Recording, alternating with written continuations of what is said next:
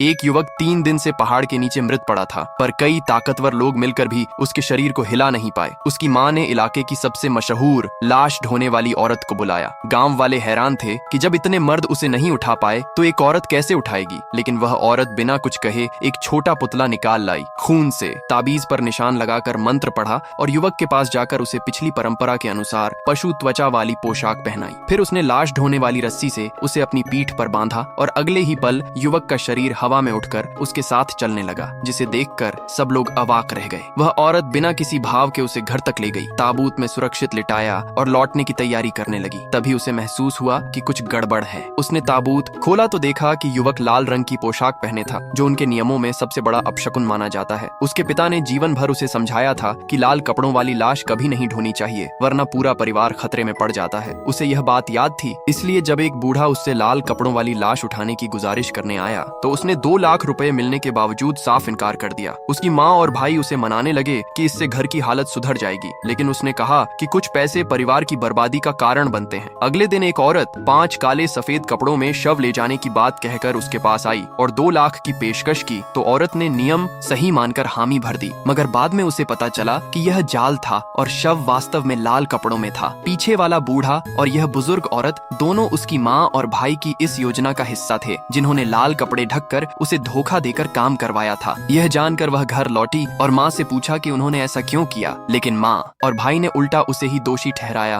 और लालच में नियमों को झूठा बता दिया। औरत ने आखिरी बार चेतावनी दी कि लाल कपड़ों वाला शव पूरे परिवार पर विपत्ति ला सकता है और अब एक ही रास्ता है, पिता की कब्र खोलकर शव को बाहर रखना। माँ और भाई ने उसे पागल बताया, उसकी हरकत को अपमान समझा और धमकी दी कि वह कब्र छुएगी तो उसे मार देंगे। मजबूर होकर वह कमरे में चली गई, लेकिन उसी रात 4 बार दरवाजे पर दस्तक हुई, जो लोक कथा में भूत की दस्तक मानी जाती है। भाई ने दरवाजा खोला तो कागज के सिक्के अंदर उड़ते चले आए।